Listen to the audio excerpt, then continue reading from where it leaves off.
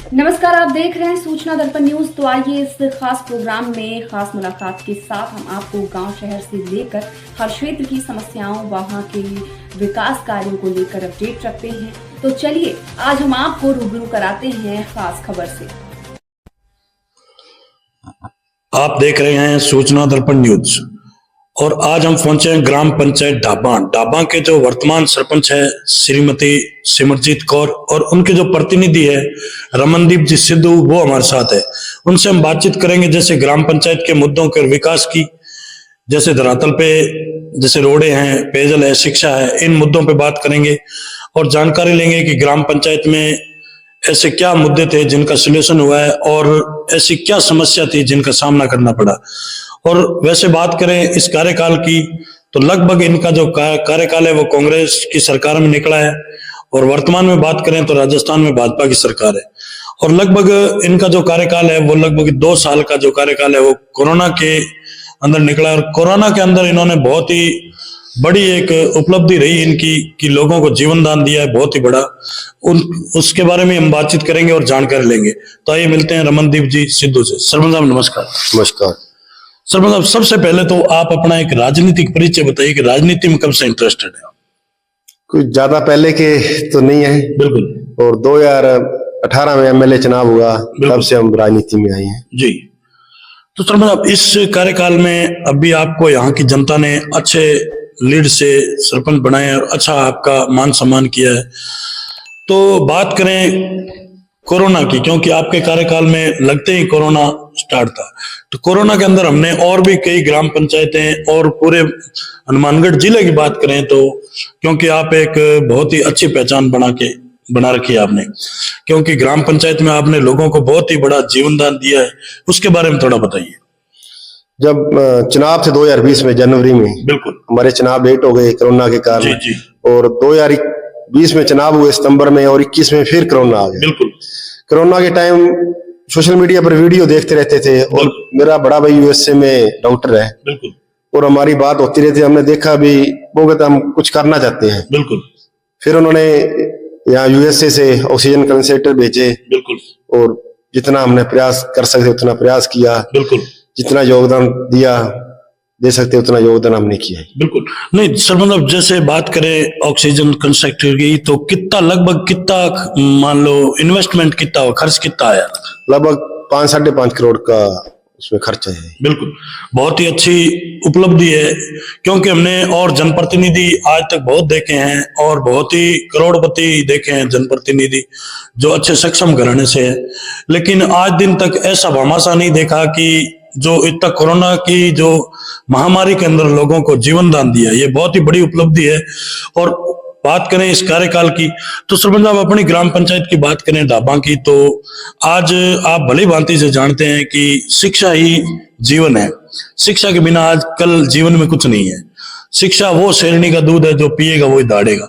तो अपनी ग्राम पंचायत की बात करें तो आपके कार्यकाल के अंदर शिक्षा का स्तर कैसा अपनी ग्राम पंचायत? हमारे बहुत अच्छा रहा है। हमारे पीछे बेटी ने 10th में जिला टॉप किया, राजस्थान में 3रे नंबर पर रहे। बिल्कुल। और शिक्षा में बहुत अच्छा सुधार है। महात्मा गांधी स्कूल में पिछली बार 10th क्लास में बच्ची ने 98% रहे वहां भी। बिल्कुल बिल्कुल।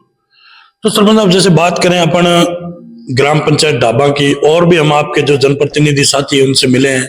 अभी माननीय मुख्यमंत्री जी ने एक योजना चला रखी है, एक कि भी नशा मुक्ति अभियान चला रखा है, तो उसके अंदर बात करें अपने ग्राम पंचायत की डाबा की तो अपने यहाँ क्या स्तर है नशे की? क्योंकि आप देख रहे हैं हनुमानगढ़, गंगानगर, ये एक सीमावर्ती इलाके हैं जो बॉर्डर हरियाणा का भी लग रहा है और पंजाब का भी, तो नशे से कई घर बेघर होते जा रहे हैं। हमने और भी आपके आसपास की पंचायतों में देखा है, तो अपनी ग्राम पंचायत की क्या स्थिति है? देखो सर, हम ये तो नहीं कह सकते यहाँ नशा नहीं है। बिल्कुल।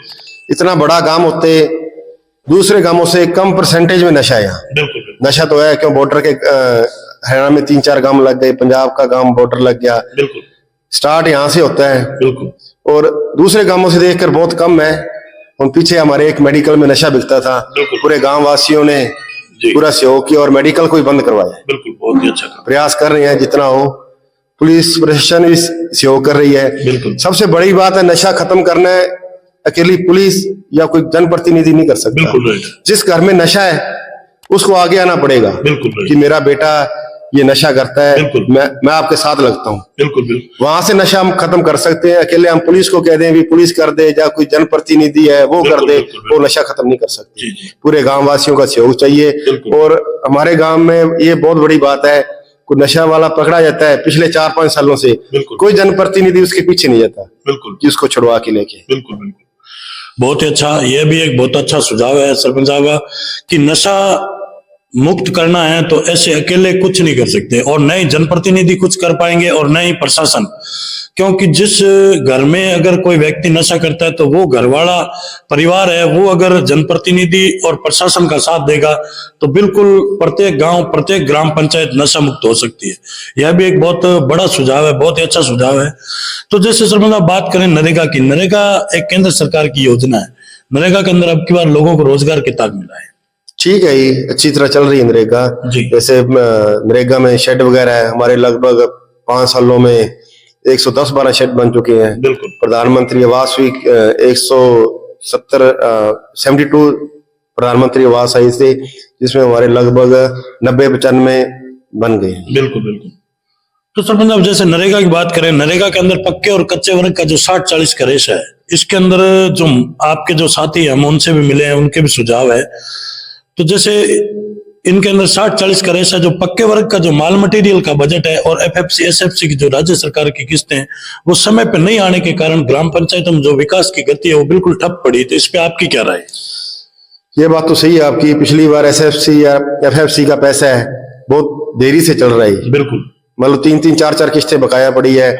और नरेगा का जो पक्का काम का मटेरियल का पैसा आता है वो तो 2022 का कंप्लीट हुआ है। 24 खत्म होने को आया और 22 का कम, इसलिए नरेगा में जो पक्के काम है वो कम हो सके हैं। बिल्कुल। और जैसे बात करें अभी आपके जो सरपंच संघ के जो आला कमान है वो धरना प्रदर्शन, आग, जैसे अभी बात करें हनुमानगढ़ जिले की, तो उसके अंदर एक पंचायत समिति संग्रिया है जो 8 महीने चुनाव लेट है इसके, तो वो अभी कार्यकाल बढ़ाने की बात कर रहे हैं और नरेगा और FFC SFC के जो बजट है उसकी मांग कर रहे हैं। तो उस पर आपकी क्या राय है? हम तो ये कहते हैं पंचायती राज है, चलो 8-9 महीने टाइम पड़ा है, और जो पेंडिंग किस्तें हैं वो किस्तें आनी चाहिए, उससे गांव का कोई विकास करा सके। और जो नरेगा का फंड पेंडिंग पड़ा है 2023-24 का, वो भी जल्दी जल्दी आ जाए और ठेकेदार को भी काम कराना आसान हो जाए। बिल्कुल। क्योंकि यह भी बहुत अच्छा सुझाव है कि जो ठेकेदार है, आज ग्राम पंचायत में टेंडर प्रक्रिया चल रही, उनके जो ठेकेदार है उनके भी, आज हमने और भी ग्राम पंचायतों में देखा है कि ठेकेदारों के भी हाथ खड़े हैं कि बजट के अभाव के कारण वो भी ग्राम पंचायतों में विकास नहीं करवा पा रहे हैं। यह एक बहुत ही बड़ी विडंबना की बात है कि आज ग्राम पंचायतों में जो जनप्रतिनिधि है उनका जो लगभग कार्यकाल है वो कोरोना में निकला, उसके बाद चुनाव में निकल गया, और अभी अगर कार्यकाल में विकास करने का मौका मिला तो बजट का अभाव है। बहुत ही बड़ी विडंबना की बात है जैसे बात करें तो जैसे बात करें सरपंच साहब अपने ग्राम पंचायत की, तो इसके अंदर मेजर समस्या कोई आपके सरपंच बनने के बाद में, और ऐसी क्या समस्या आपके सामने है जिनका आपको सामना करना पड़ा है? सबसे बड़ी समस्या हमारे गांव की हड्डा रोड़ी है। बिल्कुल। और हड्डा रोड़ी गांव के नजदीक आने के कारण बहुत ज्यादा बदबू आती है। बिल्कुल। उसका कोई हल नहीं हो सका जी। सबसे बड़ी समस्या वो है। और हमारे 20 नंबर में पानी की निकासी की भी समस्या है। वहां कोई जोड़ा पास ना होने के कारण खेतों में पानी जाता है, खेत वाले पानी नहीं जाने देते। बिल्कुल। वो भी बड़ी समस्या है। तो जैसे अभी आपने बताया सरपंच साहब, जो हड्डा रोड़ी है उसके लिए उसका कोई हल नहीं हो सकता, तो क्या आप किसी राजनेताओं से, MLA MP इनसे मिले, या कोई जगह के अभाव है, क्या चक्कर क्या है? सर जगह तो है पर बिल्कुल गांव के साथ है। बिल्कुल। पर नई जगह देने को कोई तैयार नहीं है। जी। कोई गांव से दूर ले जाए तो वहां विरोध करते हैं कि हम अपने खेत के पास नहीं देने देंगे। बिल्कुल। इसी कारण सबसे बड़ी समस्या हड्डा रोड़ी की है। बिल्कुल। और सरपंच साहब जैसे बात करें, अभी एक केंद्र सरकार और स्टेट गवर्नमेंट की एक योजना चल रही है, उसके अंदर भी 60-40 का रेशा है, जो जल जीवन मिशन योजना, उसके तहत अपनी ग्राम पंचायत में क्या विकास चल रहा है? जल जीवन मिशन योजना हमारे गांव के लिए तो बहुत अच्छी बात है जी। हमारे गांव की लगभग 90 से 95% ढानियां कवर हो गई। बिल्कुल। कभी सोच नहीं सकते थे कि पानी वहां चला जाएगा। 8-9 किलोमीटर पाइप डाल के प्रत्येक डानी में पानी गया जी। कोई 5% डानियां पेंडिंग रह गई होगी, उनमें सभी में पानी गया। हमारे गांव में 4 वाटर वर्क्स है, चारों वाटर वर्क्सों का लगभग 5.5 करोड़ रुपया बजट आया था। और सभी वाटर वर्क्सों में फिल्टर वगैरह कंप्लीट है और काम हमारे गांव में बिल्कुल काम कंप्लीट है। बिल्कुल बिल्कुल, बहुत ही अच्छा। तो जैसे सरपंच साहब बात करें, अभी हमारे देश के माननीय मोदी जी है, उनका एक सपना था कि देश को भ्रष्टाचार मुक्त बनाना। आपको क्या लग रहा है, भ्रष्टाचार बढ़ रहा है या कम हो रहा है? ये तो नहीं खत्म हो सकता है जी, खत्म नहीं हो सकता। नहीं हो सकता। यह भी बहुत अच्छा सुझाव है कि भ्रष्टाचार खत्म नहीं हो सकता, क्योंकि सर मतलब हमने इस भ्रष्टाचार के बारे में और भी जनप्रतिनिधियों से जैसे बात की है और भी उनके सुझाव लिए, लेकिन कहीं न कहीं वो बोल रहे हैं कि जो ये भ्रष्टाचार है वो जनता ही फैला रही है। उसमें आपकी क्या राय है? चलो, जैसे किसी पटवारी के पास या किसी के पास कर लो, चलो अपने काम जाते हैं, कुछ अपने काम भी गलत होते हैं, अपनी मजबूरी में उसको देने पड़ते हैं। बिल्कुल बिल्कुल। वो सभी कर्मचारी भी भ्रष्ट नहीं होते। बिल्कुल, कुल मिला के ये मान सकते हैं कि धरातल से स्टार्ट हो रहा है। ये तो हो ही है। तो सरपंच साहब, अभी 2025 नव वर्ष आ रहा है और आगे 26 जनवरी भी आ रही है, तो आप अपने पंचायत वासियों को और देशवासियों को क्या संदेश देना चाहेंगे? हम तो यही संदेश देना चाहते हैं आगे भी, जनाब चलो 8-9 महीने पे अच्छा आदमी को चुने। बिल्कुल। और जो काम करा सके। बिल्कुल, ये संदेश। तो सरपंच साहब, आपसे अच्छा तो हमें तो कोई लगा नहीं, क्योंकि एक पंचायत समिति क्या जिले में आप एक टॉप है कि आज एक भामाशाह के रूप में आपने बहुत ही बड़ा एक लोगों को जीवन दान दिया है। इससे बड़ा मुझे तो कोई लगा नहीं जनप्रतिनिधि। हमने भी प्रयास किया है, मेरे में हजारों कमियां होंगी। बिल्कुल, कुछ सारा कमियां तो नहीं दूर कर सकते, हजारों कमियां हैं, तो फिर भी आप जनता से यही अपील करते हैं आगे चुनाव आने वाले हैं, कोई अच्छा आदमी चुने जो काम करने वाला। बिल्कुल, बहुत ही अच्छा। तो ये थी हमारी खास मुलाकात जो रमनदीप जी सिद्धू, उनसे सूचना दर्पण न्यूज के अंदर जो इन्होंने हमें समय दिया, इसके लिए बहुत बहुत धन्यवाद साहब। थैंक यू जी। अब तक के लिए इतना ही। हम आपको गांव शहर से लेकर हर क्षेत्र की समस्याओं और वहां के विकास कार्यों को लेकर रखेंगे अपडेट। तो देखते रहिए सूचना दर्पण न्यूज और हमारी वीडियोस को लाइक, शेयर व चैनल को सब्सक्राइब जरूर करें।